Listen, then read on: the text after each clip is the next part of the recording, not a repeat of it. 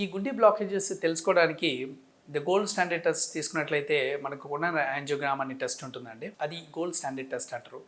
So ఈ angiogram test అనేది జనరల్గా ఒక ఇంటర్వెన్షన్ కార్డియాలజిస్ట్ చేస్తారు. అది మన చేతి నరం ద్వారా అయినా కానీ కాళ్ళ ద్వారా కానీ ఈ టెస్ట్ చేయడం అనేది జరుగుతుంది. సో ఈ యాంజియోగ్రామ్ టెస్ట్లో మేము ఒక చిన్న వైర్ వేసేసి ఒక క్యాథెటర్ అంటారు, ఆ క్యాథెటర్ వేసుకొని మన గుండె రక్తనాళాలు ఏదైతే 3 ఉంటాయో ఆ 3 రక్తనాళాల్లో ఎంత బ్లాకేజెస్ ఉంది, ఎంత పర్సెంటేజ్ ఆఫ్ బ్లాకేజెస్ ఉన్నాయి, దానికి ఏ పద్ధతుల ద్వారా మనం దాని ట్రీట్మెంట్ చేయొచ్చు అనేది ఒక నిర్ధారణకు రావడం అనేది జరుగుతుంది. ఈ బ్లాకేజెస్ అనేది ఒకవేళ 70% కంటే తక్కువ ఉన్నట్లయితే most of the time medical management అంటారు. అంటే ఈ రక్త పరీక్ష చేసే టాబ్లెట్స్, యాంటీప్లేట్లెట్స్, స్టాటిన్స్ అవన్నీ ట్రీట్మెంట్ ఇచ్చేసి ఆ బ్లాకేజెస్ని మనం క్లియర్ చేయడం అనేది జరుగుతుంది.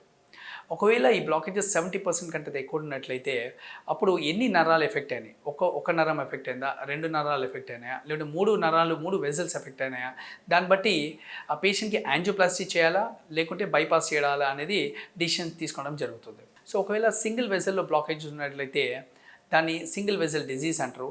అప్పుడు 70% కంటే ఎక్కువ ఉన్నట్లయితే అప్పుడు ఆ బ్లాకేజెస్ని మేము వైర్ ద్వారా, బలూన్ ద్వారా ఆ బ్లాకేజెస్ని ఓపెన్ చేసేసి ఒక మెటాలిక్ స్టంట్ వేయడం అనేది జరుగుతుంది.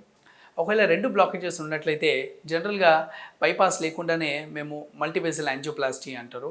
అప్పుడు 2 బ్లాకేజెస్ని 2 స్టంట్లు వేసేసి మన చేతి ద్వారా చేసేసి అంటే లెస్ ఇన్వేసివ్ ప్రొసీజర్ లెక్క చేసుకొని పేషెంట్ని ట్రీట్మెంట్ చేయడం అనేది జరుగుతుంది. ఒకవేళ 3 బ్లాకేజెస్ ఉన్నట్లయితే ప్లస్ పేషెంట్ ఒక పంపింగ్ ఎల్వి ఫంక్షన్ అంటారు, అది ఒక పంపింగ్ వీక్ అయినప్పుడు ఆ పేషెంట్కి జనరల్గా బైపాస్ అనేది ఫస్ట్ ఆప్షన్గా ఇస్తాము.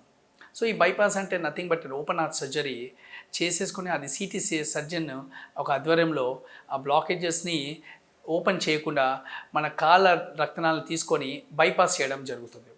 సో ఇది ఒక పర్మనెంట్ సొల్యూషన్ అన్నట్టు.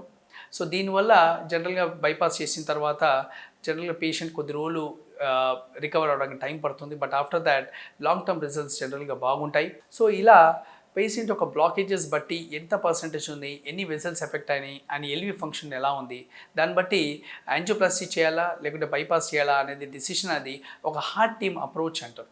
సో ఈ హార్ట్ టీమ్ అప్రోచ్లో ఒక కార్డియాలజిస్టు, ఒక జనరల్ ఫిజిషియను, ఒక అనెస్థిషియాలజిస్ట్, ఒక సిటీ సర్జన్ ఇవన్నీ టీం తీసుకొని ఒక పేషెంట్ ఒక రిస్క్ ఫ్యాక్టర్స్, పేషెంట్ ఒక యాంజియోగ్రాము, పేషెంట్ ఇంకా కోమార్బిడిటీస్ ఏమేమి ప్రాబ్లమ్స్ ఉన్నాయి చూసుకొని అది ఏ కేటగిరీకి ఫిట్ అవుతాడో అనేది డిస్కస్ చేసుకొని పేషెంట్ బెస్ట్ సెంటర్డ్ ట్రీట్మెంట్ చేయడం అనేది జరుగుతుంది.